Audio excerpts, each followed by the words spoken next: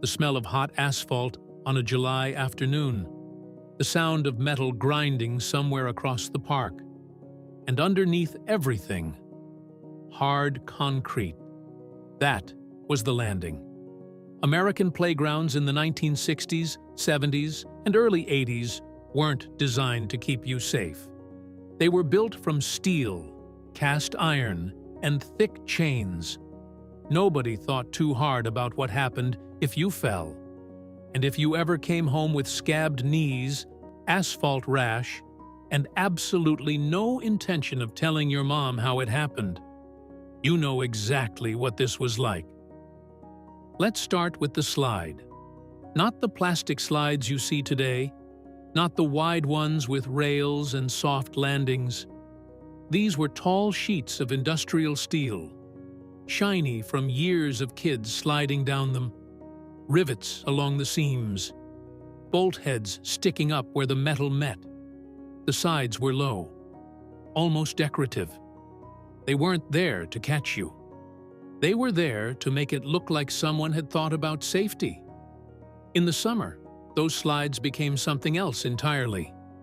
The metal heated up in the sun until it could genuinely burn bare skin.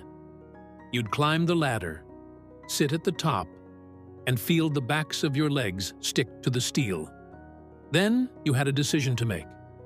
Go slow and cook the whole way down, or push off fast and launch yourself onto the concrete at the bottom. Either way, it wasn't comfortable. The ladder up wasn't much better. Narrow metal steps, freezing in winter, scorching in summer.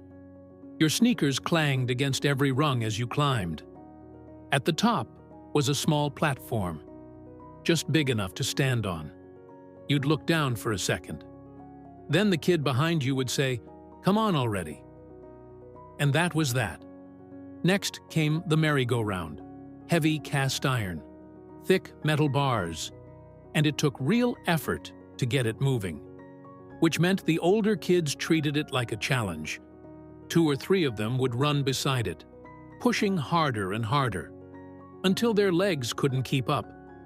Then they'd jump on. By that point, the rest of you were just hanging on while the whole thing spun faster and faster. The sound was unforgettable. That deep, grinding metal noise. Everything around you blurred. The wind hit your face, and the bars were the only thing keeping you from flying off. Getting off wasn't easy either. You had to jump onto moving ground. If you got the timing wrong, you'd stumble sideways. Or worse, fall back toward the platform while it kept spinning. And everyone knew someone whose fingers got caught between the edge and the ground.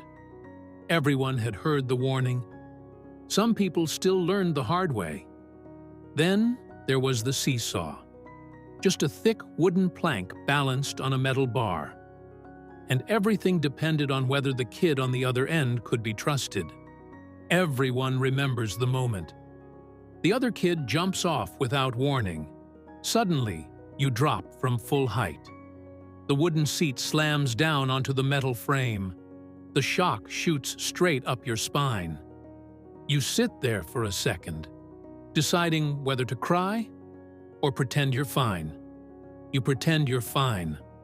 Always. Some kids even did it on purpose. They'd bounce their end as hard as they could, just to launch you into the air. The handles were bare metal bars, no rubber grips, no padding, and over time the wood started to splinter. That seesaw taught you something early in life, whether you could trust another human being. Most of the time, you couldn't. Then there was the jungle gym. Steel bars bolted together into a towering cage, sometimes square, sometimes a dome. No nets, no guardrails, and below it, concrete, asphalt, or packed dirt. At the top of some jungle gyms, a kid could easily be 15 feet off the ground, standing on a thin metal bar. Nothing around them, nothing soft below. The bars were always cold, sometimes wet, sometimes rusting, which meant your grip was never quite what you wanted it to be. Hanging upside down by your knees from the top bar was something every kid had to try. The fear of slipping was real. You did it anyway, because everyone else did. And if you didn't, you'd never hear the end of it. Across the top were the monkey bars, hand over hand, one bar to the next. Concrete directly below you. Everyone knew which parts of the jungle gym to avoid. Word spread fast when someone caught their sweater on a bolt, or tore the skin off their palm.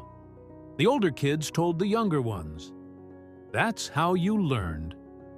Then there were the swings. Tall A-frame swings from the 60s and 70s meant serious height if you really went for it. And every kid went for it, because the entire point was the jump. You pumped your legs harder and harder, higher and higher, until the chains went slack at the top, that split second where everything felt weightless. Then you let go. You were trying to land as far out as possible. Nobody seemed too worried about the fact that you were landing on concrete. But everyone remembered who went the furthest. The wooden seats were dangerous too. If you walked behind a swing at the wrong moment, that plank would smack you right in the back of the head.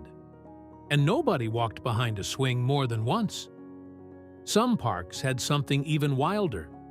The giant stride, a tall pole in the center, chains hanging down with handles. You grabbed one, ran in a circle, and the speed lifted you off the ground. If you went fast enough, your body stretched almost horizontal while you flew around the pole. Letting go wasn't pretty. At full speed, you were launched, and the chain whipped back around behind you. Anyone not paying attention learned quickly to stay clear. But all of this happened on top of one thing: the surface.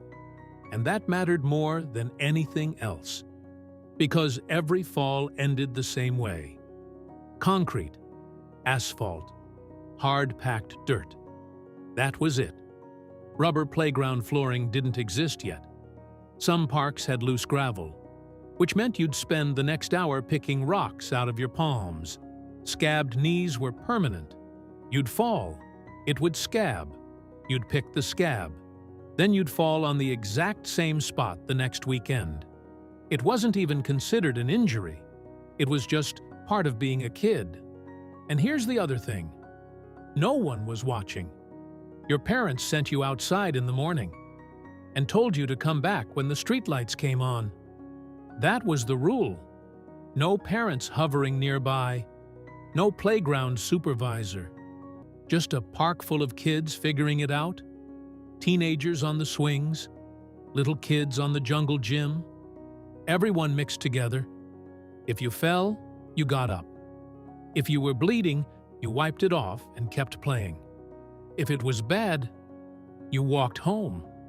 Your mom would sit you at the kitchen table, clean the scrape with something that stung like crazy, put a Band-Aid on it, and you'd be back at the park the next day. Same metal, same concrete, same playground. Because that's just how it was. And if you grew up with playgrounds like this, you remember. Tell me in the comments, what was the most dangerous thing in your childhood playground?